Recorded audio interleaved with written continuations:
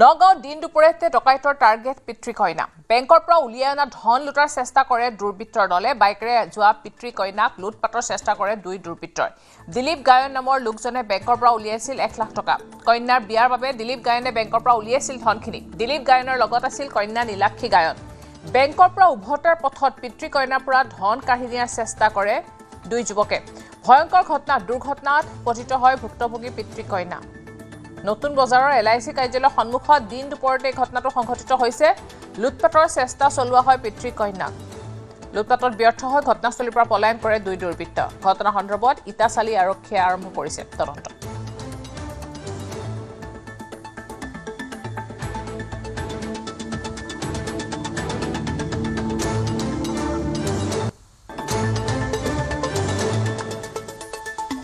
দিন দুপৰতে সংঘটিত হৈছে এই ঘটনাটো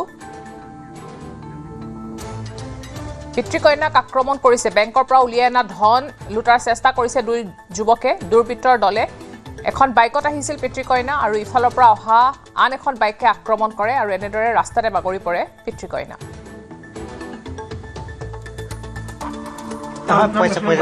পইচা 1 লাখ টকা ছোৱালী বিয়াৰ কাৰণে মানে লাগে আৰু হয় লাগে ঘৰত তাৰপৰা সেই চুৰ দুটা আপোনালোকক ফ'ল' কৰি আছে নেকি নাজানো ন গম নাপাওঁ নহয় এতিয়া ফ'ল' কৰি আহিছে নে কি কৰি আহিছে নাজানো নহয় বেগটো টানিছিলে টানিলত মানে মই পৰি গ'লো আৰু আপুনি ৰুটি খাই পৰিলোঁ তেওঁলোকৰ দুজন আছিলে বাইক লৈ আহিছিলে তাৰপিছত আমি টানা যোৱা কৰিলে আমি পৰি গ'লোঁ পিছপিনৰ পৰা টানিছিলে পিছপিনৰ পৰাই টানিব কাৰণ ঘটনাটো হেৰি হৈছে যে ছোৱালী হাতত আছিলে পইচা 1 লাখ টকা ছোৱালী বিয়াৰ কাৰণে মানে লাগে আৰু হয় লাগে ঘৰত তাৰপৰা সেই চুৰ দুটা আপোনালোকক ফ'ল' কৰি আছে নেকি নাজানো ন গম নাপাওঁ নহয় এতিয়া ফ'ল' কৰি আহিছে নে কি কৰি আহিছে নাজানো নহয় বেগটো টানিছিলে টানিলত মানে মই পৰি গ'লো আৰু আপুনি ৰুটি খাই পৰিলোঁ তেওঁলোকৰ দুজন আছিলে বাইক লৈ আহিছিলে তাৰপিছত আমি টানা যোৱা কৰিলে আমি পৰি গ'লোঁ পিছপিনৰ পৰা টানিছিলে পিছপিনৰ পৰাই টানিব কাৰণ ঘটনাটো হেৰি হৈছে যে ছোৱালী হাতত আছিলে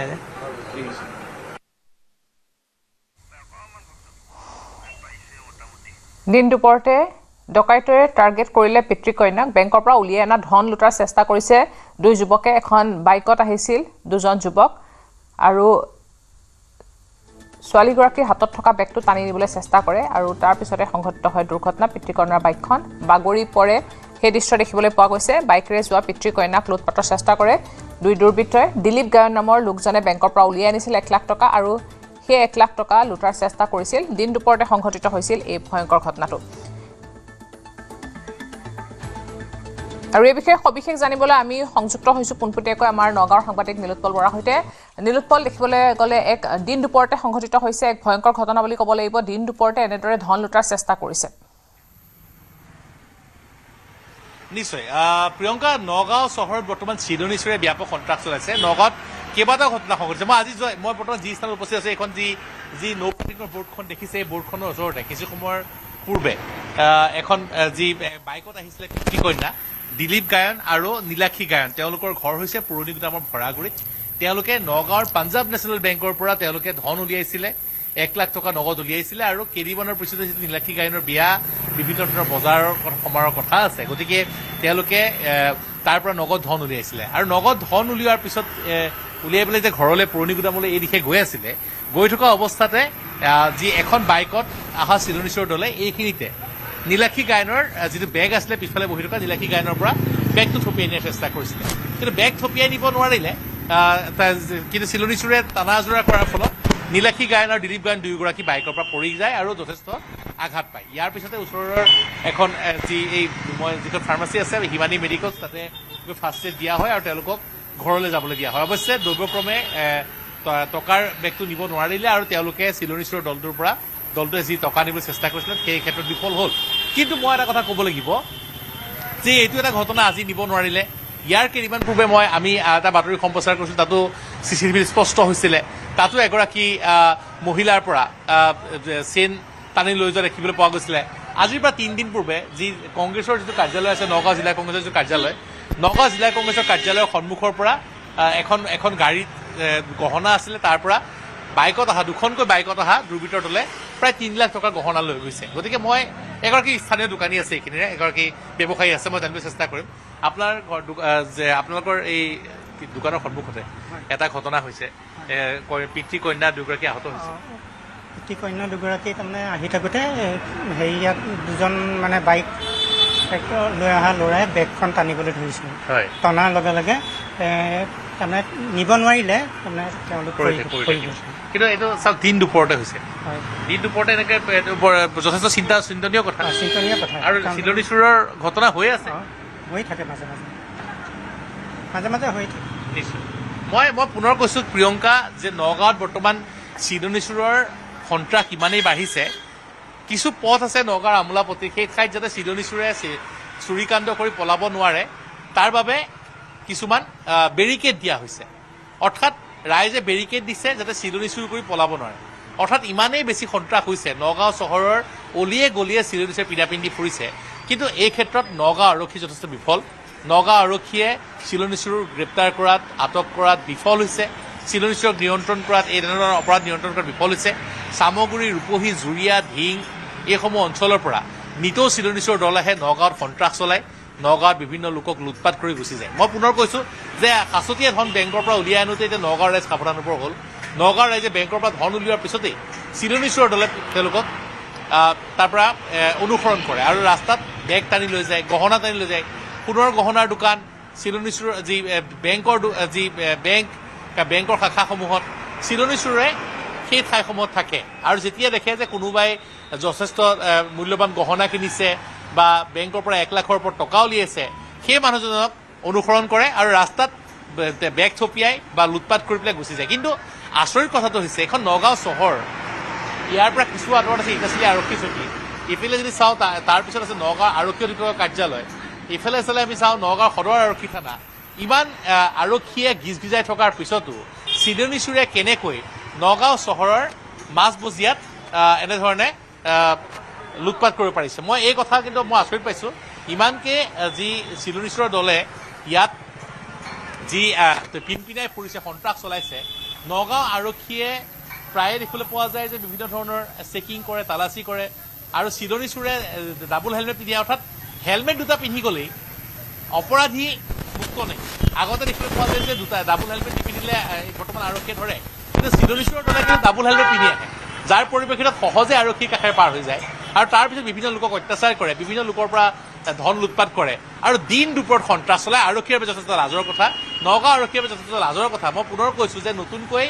নগাঁও নগাঁৱৰ জ্যেষ্ঠ আৰক্ষী অধীক্ষক হিচাপে IPS বিষয়া যিগৰাকী বিষয়া তেওঁ আহি পেলাই নগাঁৱত যোগদান কৰিছে আৰু তেওঁ কালি যোগদান কৰিছে তেওঁ যোগদান কৰাৰ পিছতেই আজি দেখিবলৈ পোৱা গৈছে যে চিলনী চুৰে চেলেঞ্জ কৰিছে দিন দুপৰতে নগাঁও চহৰৰ নতুন বজাৰ মই দেখুৱাইছোঁ যে ভাৰতীয় জীৱন বীমা নিগমৰ যিটো কাৰ্যালয় সেই কাৰ্যালয়টো একেবাৰে সন্মুখত ইয়াতে লুটপাট চলাইছে ইয়াতে তেওঁলোকে লুটপাট চলাবলৈ চেষ্টা কৰিছে দৈৱক্ৰমে পিতৃ কন্যা ৰক্ষা পৰিছে যদি পিছফালৰ পৰা গাড়ী অহাহেঁতেন চিলনী চুৰে টকা নিব নোৱাৰিলে তেনেকৈ দুয়োগৰাকীৰে যথেষ্ট কিন্তু ভয়ংকৰ এক অৱস্থা হ'লহেঁতেন আৰু এই কথাই কিন্তু